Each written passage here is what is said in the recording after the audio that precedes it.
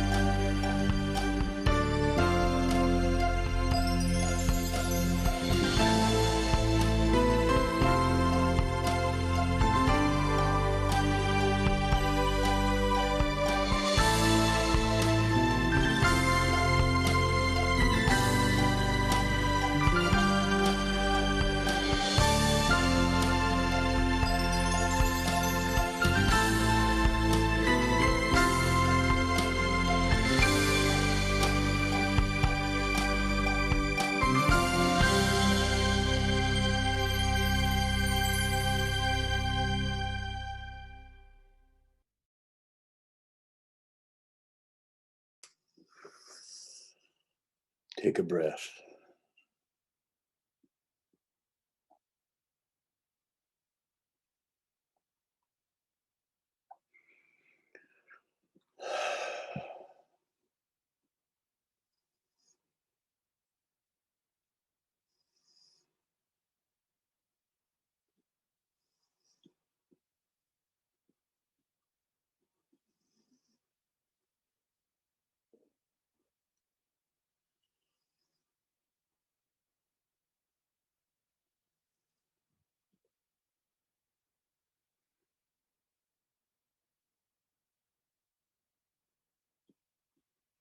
I've been contemplating on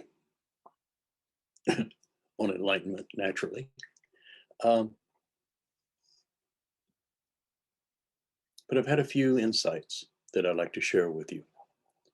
These are nothing new, really. I think you can find this information out there. If not, here it is. I've been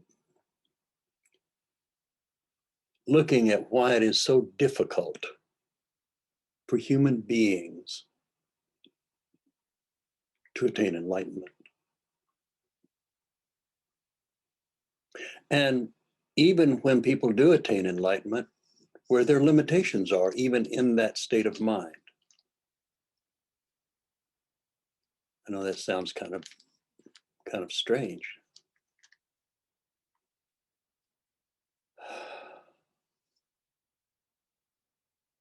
So let's go back to the beginning. In the beginning was the void.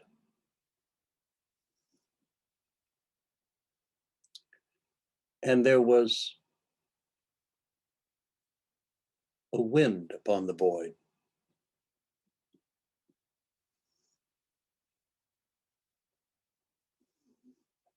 It's a void, there is no wind, so we have to accept that the wind was an emanation from the void. And that emanation from the void said, "Let there be light." And there was light. It's good.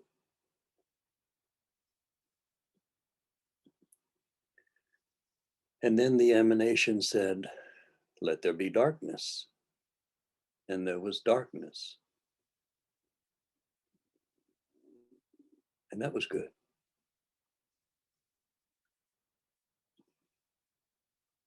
And then the darkness was separated from the light. Now we have duality.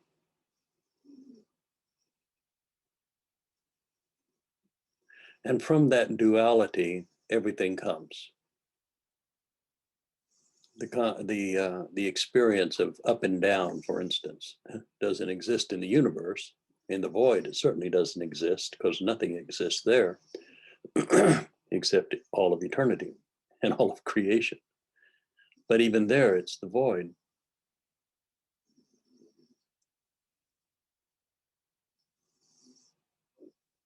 But this duality is what creates the universe. There's no up and down in the universe because there are no edges. I guess what that means, since the universe has no edges, that the only center to the universe would be you. You are the center of your universe.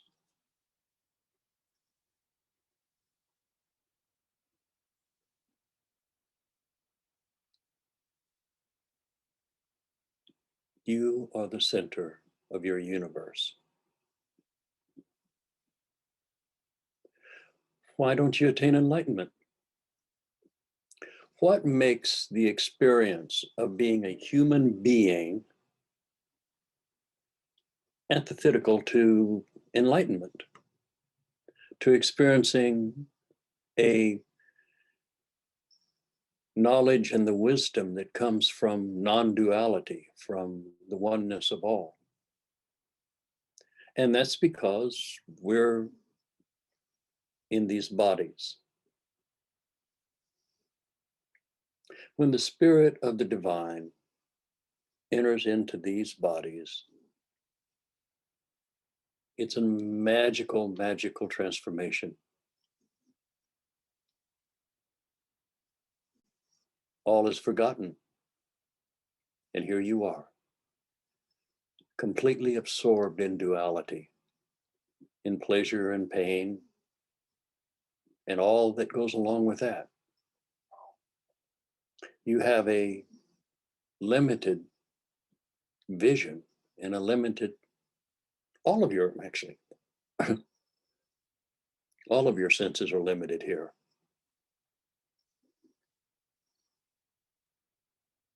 And all of us are different. We all have a little different sense of smell or taste. Some of us need glasses, some of us don't. Some people are blind. We're unique. So why don't we attain enlightenment? So I started looking more into human beings. Fascinating subject for sure. And I saw that there's a number of things that are going on as a human being. I think it's been, gosh, forgive me, it's been over 50 years since I was in college. And so I'm recalling from my sociology professor there a term that I probably am getting all wrong. But even though I may name the term wrong, the concept is here. And that term I think is ego-social syndrome or something like that. And it goes like this. When you're born, the most important thing to you is your mother in the beginning, because that's where your substance comes from. And there are other beings around, your parents and siblings and that sort of thing, relatives. But you get the notion that this is perfect for you. This is all you know. So it's got to be the best, right? You don't know any better. So you're at the center of your universe and everything is the way it is. Then as you get a little older, the center of your universe becomes your house. And you have the nicest house of anyone. No matter how bad or shambles it was, it is your house. Even though your home may be a hut, a thatched hut in the Serengeti Desert, it's still the most beautiful and wonderful hut around. This is for little kids, right? So your hut is the best in the village because it's your home. Your village is the best in your country. And your country is the best in your part of the world. And your part of the world is better than the other parts of the world. And it goes out. Duality. Me, the other. Me out there. People who are nice to me, people who are not nice to me. Duality. And one of the ways that human beings have succeeded is that we have created tribes. A tribe is people that are in your world, pretty much. Everybody shares the same ideas. Usually in a tribe, everyone has the same color skin, they speak the same language, they have the same religion, they wear the same type of clothes, they approach life kind of the same way. They are a tribe. In religion, it's called a sangha. It's people who are the same in many ways.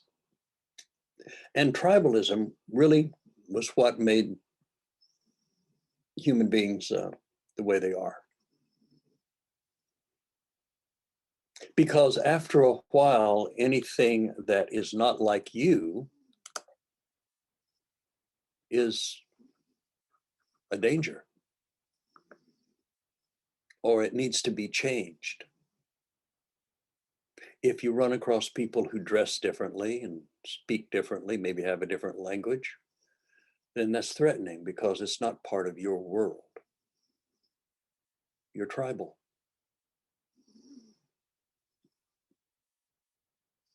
We have lots of tribes. We have a tribe at our job. You know, we dress and act a certain way at our job.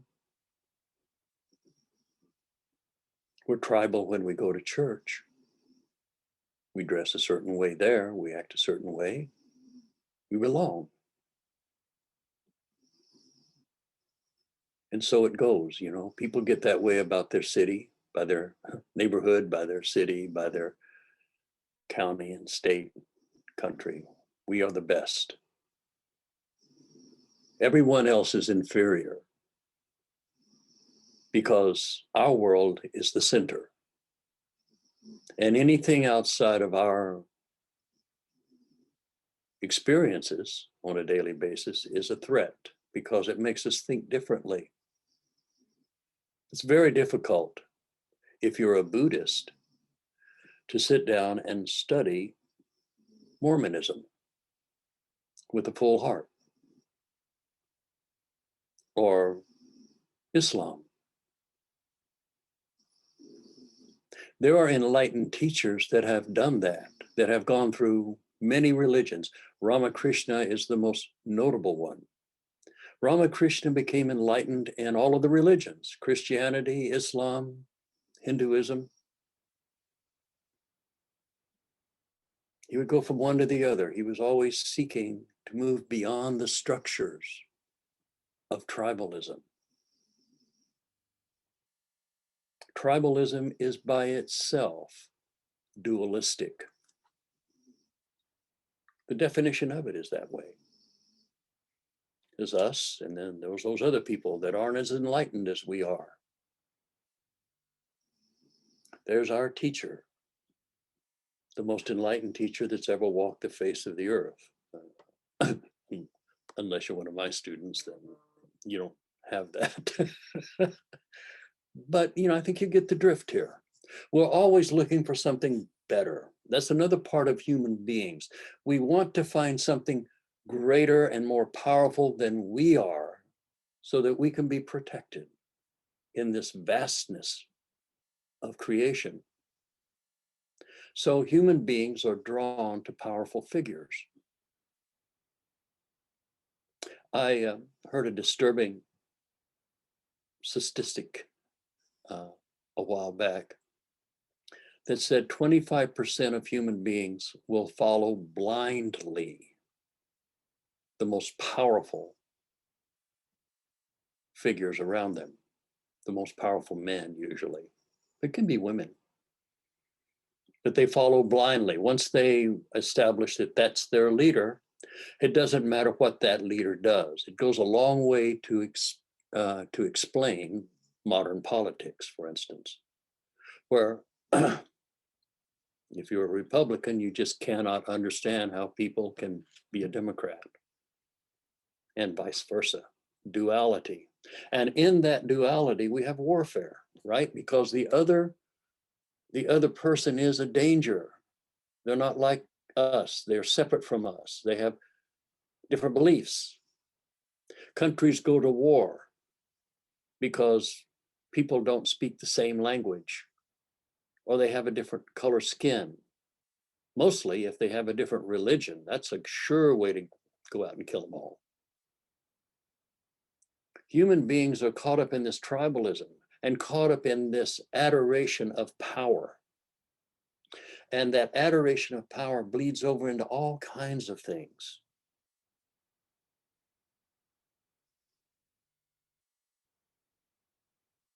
It causes a lot of problems. It causes great suffering because it is based upon ignorance. And that ignorance is that you are ignorant of your oneness of all creation, ignorant of the eternal nature of your being, ignorant of your own enlightenment.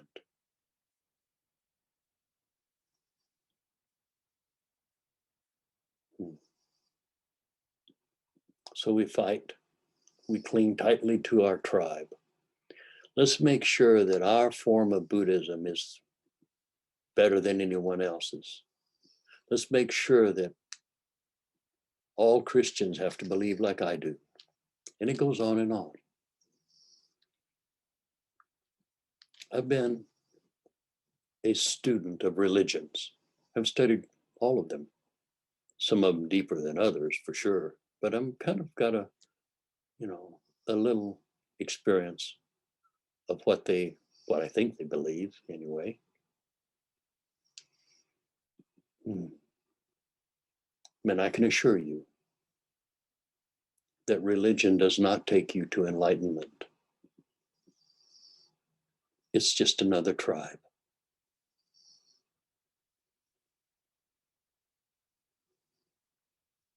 Your heart will take you to enlightenment. Where you place your intention in your heart takes you to enlightenment. If you keep your intentions on the higher path, if your intention is made up of compassionate empathy, where you can see someone who has a different color skin, who speaks a different language, has a different God, has a different nationality. I mean, go down the list. Maybe they're of a different sex than you are. You're ignorant and you suffer and you create suffering in others because you're always trying to get other people to be like you. You feel that it's in their best interest to have the enlightenment that you have. And you don't look at your own darkness, your own tribalism, your own egoic thing that says we're better than them. And that you have to believe the way I believe. And if you don't, you must be punished. Tribalism has nothing to do with enlightenment.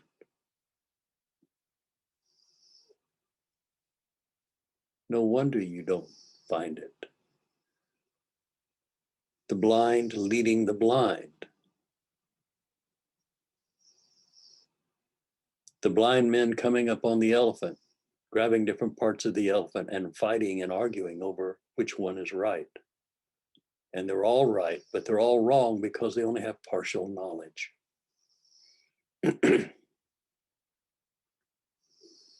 Tribalism. We're so advanced, aren't we? We're so perfect. Or are we? Are we just kidding ourselves? If you have no empathy or compassion for other people, especially people who think differently and believe differently than you, then you're part of the problem. Without that kind of empathy and compassion, where's your love? Where's your tolerance? I think sometimes we're like a high school kid that goes into a kindergarten and makes fun of the kindergartners because they can't do math like we can. They can't read like we can. We're so superior. Or are we? So one of the biggest obstacles to enlightenment is tribalism. And yet we use tribalism to help us gain out of it. We join religious organizations or spiritual groups. We try to find people who are searching the same way we're searching, believing in kind of the same way we are believing, so that we can bind together and go a little deeper into our belief systems. A sangha is very important in this world because we are humans, and humans need a tribe. And I'm suggesting that you can have a tribe, but I would hope that your tribe is more open and not trying to go out and change people who aren't ready to change.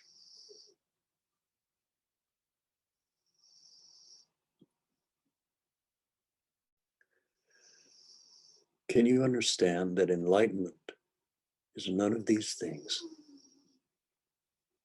It is so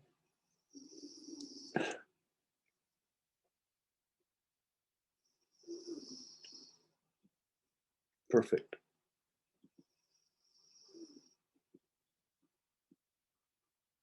It is inclusive.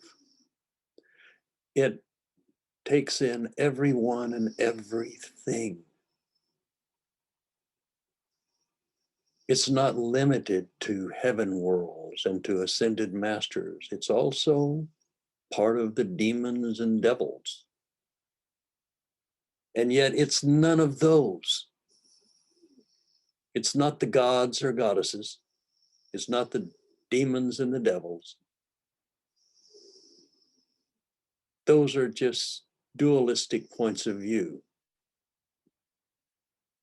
It's beyond that.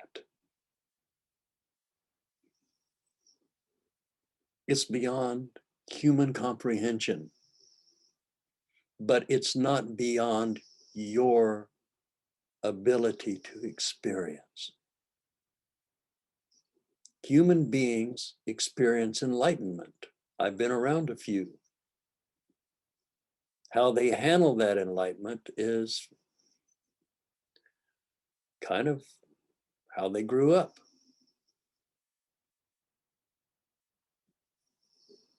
But their accomplishment of opening up to that kind of awareness,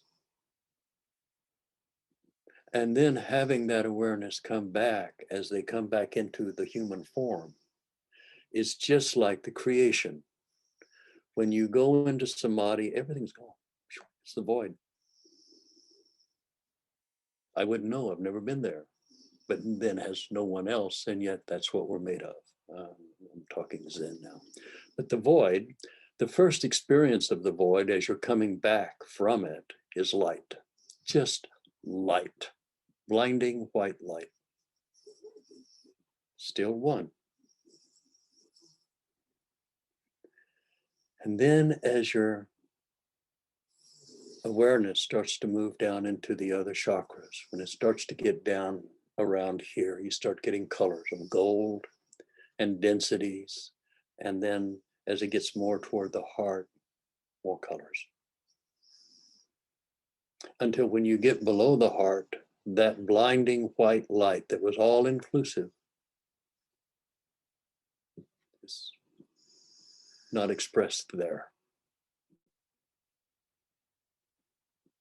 And you can move all the way down into your root chakra, and all memory of spirituality is erased.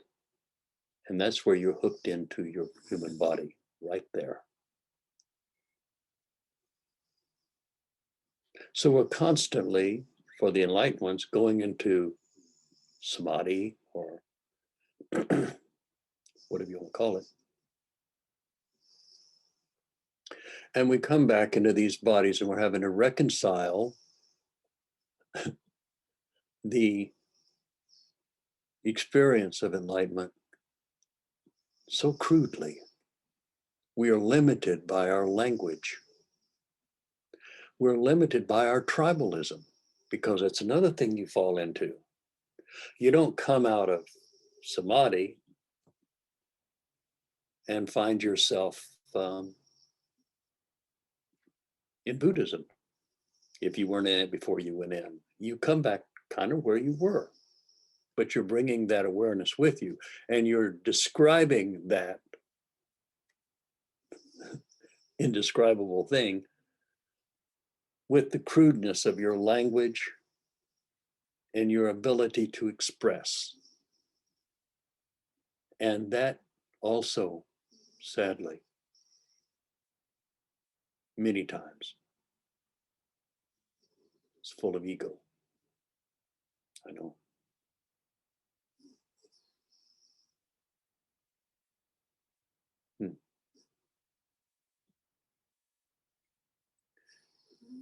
For the person who's experienced enlightenment, to express this to people who have not awakened yet is very much like describing a sunset as you're standing at an overlook. You know, I've used this example many times. You're standing in an overlook and you see the beautiful ocean below you with a sandy beach, a few palm trees around, and you look up the coast, see the mountains where they fall into the ocean. So beautiful, covered with beautiful plants. And you can see it all. You can look out into the distance on the ocean and see a whale.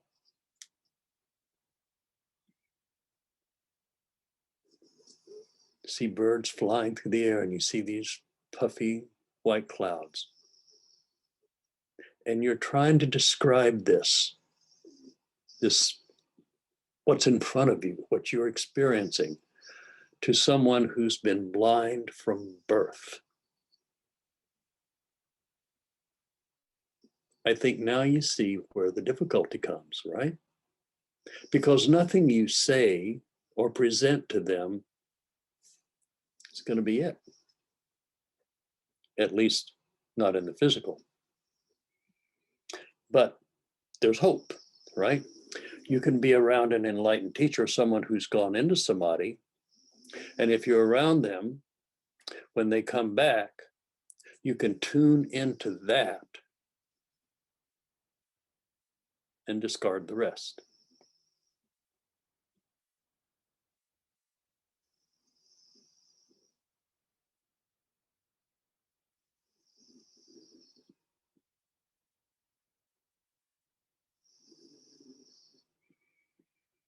Or you can focus on their flaws, on their ego.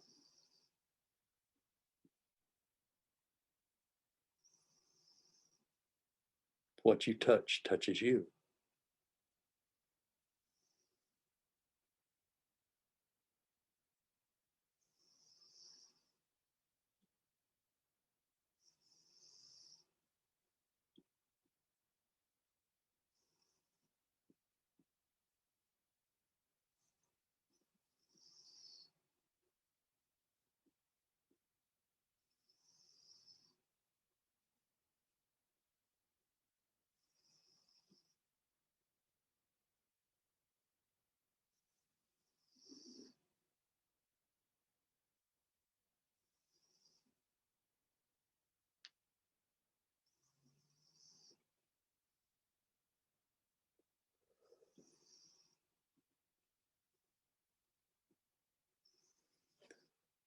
That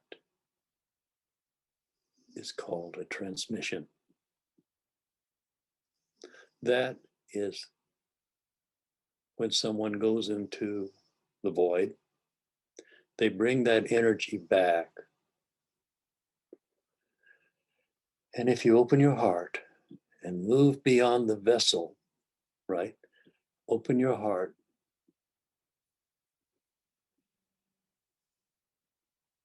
There's no thoughts.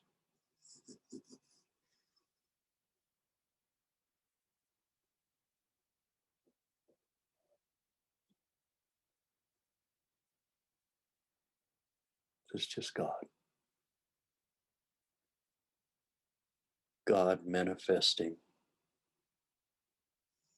in itself, of itself, by itself. And you're part of it. You are it. but so is everyone else. So is everything. There is no hierarchy.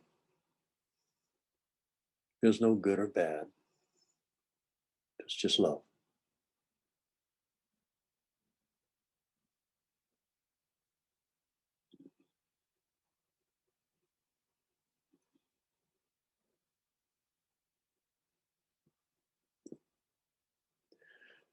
And a measurement of your advancement is how much of that can you bring into your life every day in an everyday fashion. Is your work your yoga? When you do your job, is that your yoga? Is that how you're bringing the full attention of your being into a transitory experience as perfectly as you can? You find yourself after a while trying to just be in harmony.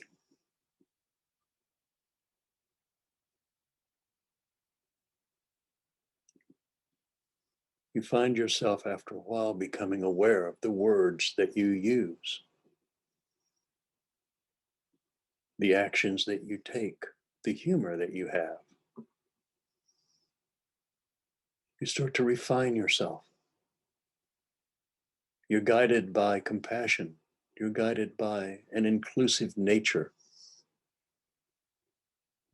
You're guided out of the oneness that you have touched.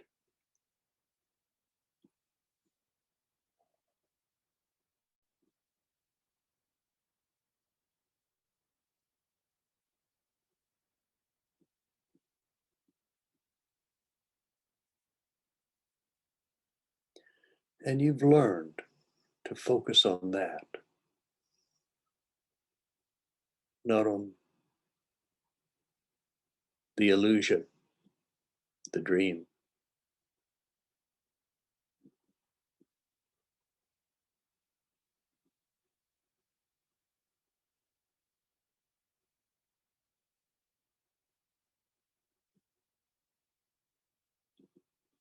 Give up your tribalism. If you have some friends that believe like you, we call that a sangha. Sure, hang out with them, but accept that there are other sanghas that are meeting other people who are at a different level or coming from a different direction, exploring the same oneness, that they can have a different experience than you.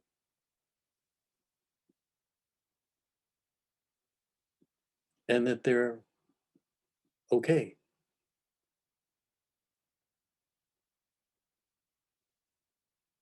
It's okay for them to pray and speak in tongues.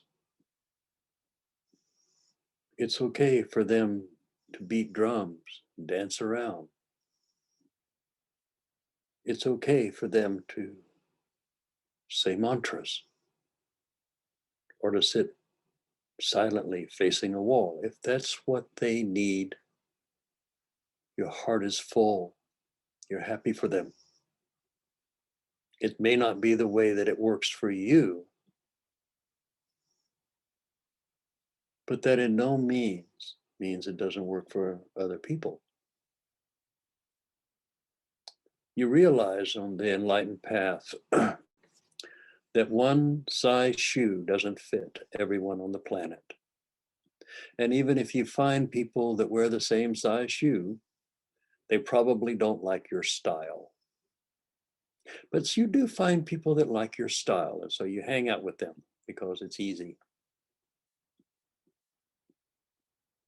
But for enlightenment,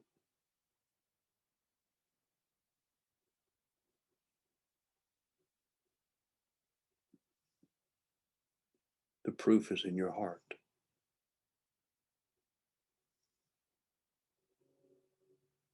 How you operate yourself, how you face adversity.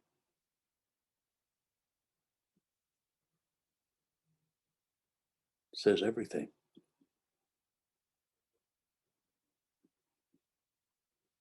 temporarily. Well, so contemplate what I've said, contemplate tribalism, contemplate the worship of something more powerful or a person more powerful than you. See the folly of it. Come to a oneness and experience inside your heart where the universe is one. Just one. The void. Perfection. Expressing itself in this dream.